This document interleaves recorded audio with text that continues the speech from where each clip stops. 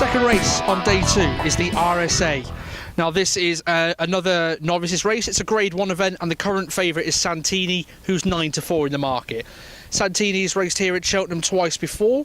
He was the first in the Ballymore Classic in January 2017 and finished third in the Albert Bartlett last year as the 11-4 favourite.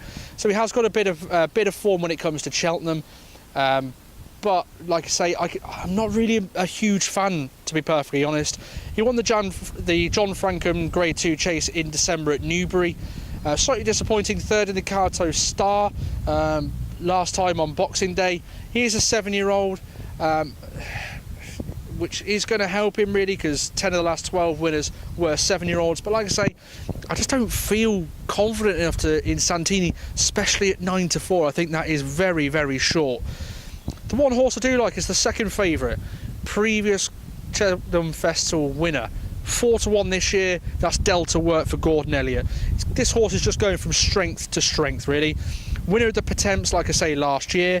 Second at Punterstown to Next Destination, so that's pretty decent form on the back of that as well. The win over Larichburg, as I mentioned earlier, that's pretty strong form as well. More than pretty strong, that's very strong form in my opinion. So I think Delta Work could be the horse to go down here as well.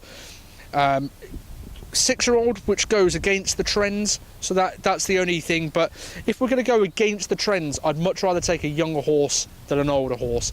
So I'm not overly concerned by that. I do think Delta Work will take a lot of beating this year.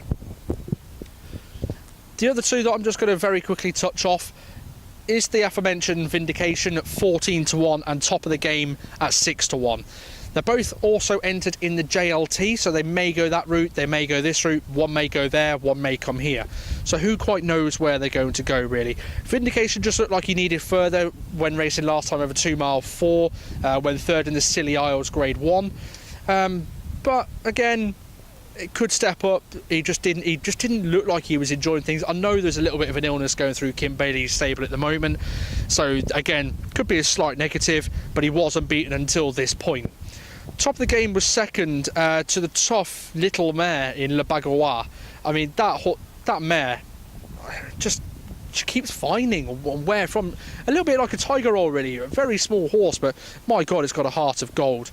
So Top of the Game, like I say, it's 6-1 in this market, was second to the extremely tough mare Le Bagois. So that appears to be very strong form, and on that day was also in front of Santini. So again, that would make me wonder why Santini is such a short favourite for this race, to be honest. Was second to Defi de Soy so on the previous start, so again, not bad form there as well.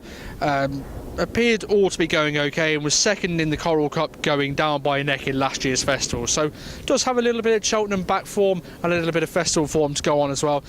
This race last year was won by Presenting Percy, who we expect to be very prominent, if not the favourite, and especially Ireland's best hope really for the Gold Cup, as we will touch on later on during the day.